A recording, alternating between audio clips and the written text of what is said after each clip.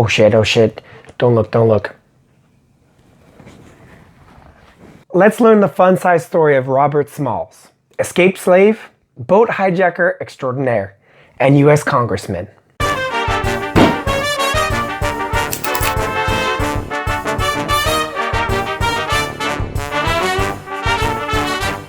With the recent election of Georgia's first black senator and a variety of individuals facing potential expulsion from the Congress for raising an insurrection against the United States, we somehow find ourselves in the same circumstances we were in 160 years ago. This was the period following the Civil War known as Reconstruction, where the war had been fought over slavery, obviously, and now that the war was over, America was deciding what to do now.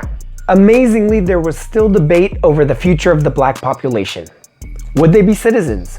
Would they be allowed to vote? The answer from the radical Republicans, back then a wing of the liberal anti-slavery party facing off against the conservative pro-slavery Democrats, was swift legislation to grant full citizenship to all former slaves and secure their future success through land redistribution and education.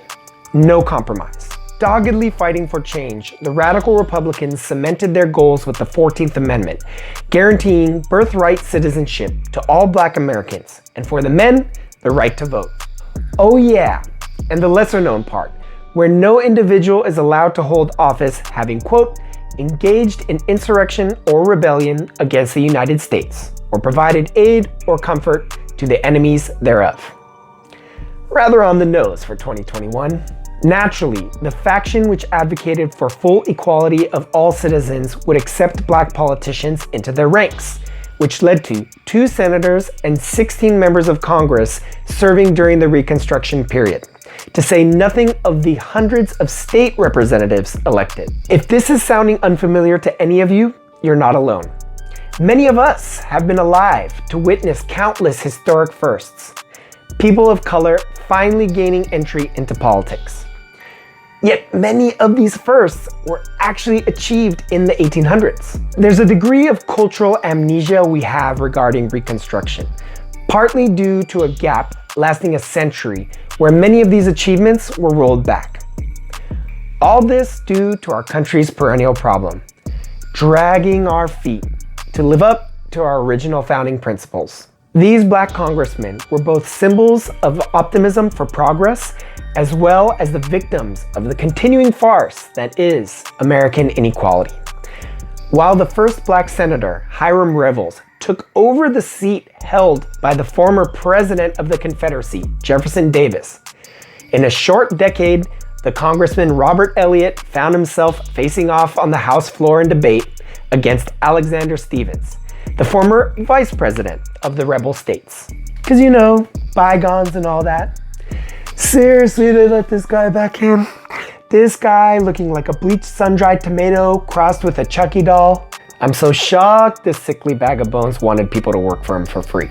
Sadly, the deck was stacked against the black politicians, and ultimately Reconstruction ended and the South once again passed restrictions that for all intents and purposes perpetuated the institution of slavery. Once again, our story has returned to the shaking my head America that we're used to. But one of these black congressmen, Robert Smalls, deserves his own file in our mental history archive, based on his actions one dark evening in Charleston, South Carolina. In the South, not surprisingly, slaves' menial labor extended even to military activities. One has to wonder how a white population, constantly in terror at the prospect of slave revolts, entrusted them with military activities against an army that was coming to free them. Well, they're dumb. Robert Smalls, age 23, was doing labor on a steamship, and that evening, the white officers had decided to go ashore, leaving the slaves on board. At 3 a.m., Smalls assumed command of the ship, steered to pick up his family at a predetermined location, and started out for the Union ships blockading the harbor. There were multiple checkpoints to pass, but Smalls had disguised himself in the white captain's clothes, as well as his characteristically huge straw hat. While passing Fort Sumter, one of the Confederate watchmen yelled out, "Blow the damn Yankees to hell!" Oh buddy, how wrong you were. His face obscured by the hat, Smalls leaned out and yelled, "Aye, aye." What a badass.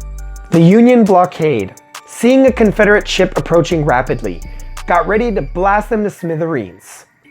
Only at the last second did they notice a white bedsheet hoisted by Smalls to signal surrender. He formally handed over the steamship to the US Navy and was feted all over the North as a great hero. But this didn't stop him from being kicked off a whites-only streetcar in Philadelphia shortly after. Because we never get it. We already had the slick dialogue and the suspense of the aborted cannon blasts. Of course we need a Hollywood ending. On the last day of the war, Smalls piloted the same steamship into Charleston Harbor to join the group that was raising the American flag over Fort Sumter, the very spot where the conflict had begun. Spielberg couldn't have ended it better. Robert Smalls went on to serve 5 terms in Congress, fiercely advocating for the rights of his people, including attempting to integrate the military. And just like the full circle return of the steamship from whence it came to end the war, after a long, accomplished life, Smalls took his last breath in Beaufort, South Carolina, in the very house where he had been born. So remember, history isn't just dates, war, politics. It's the oftentimes daring and suspenseful story of you and me, just in different circumstances. One big action movie, and we should learn it that way. Remember to like this video, subscribe, follow me on Instagram, join the conversation on Reddit, and consider becoming a patron at patreon.com. And yes, this is fun-size history swag.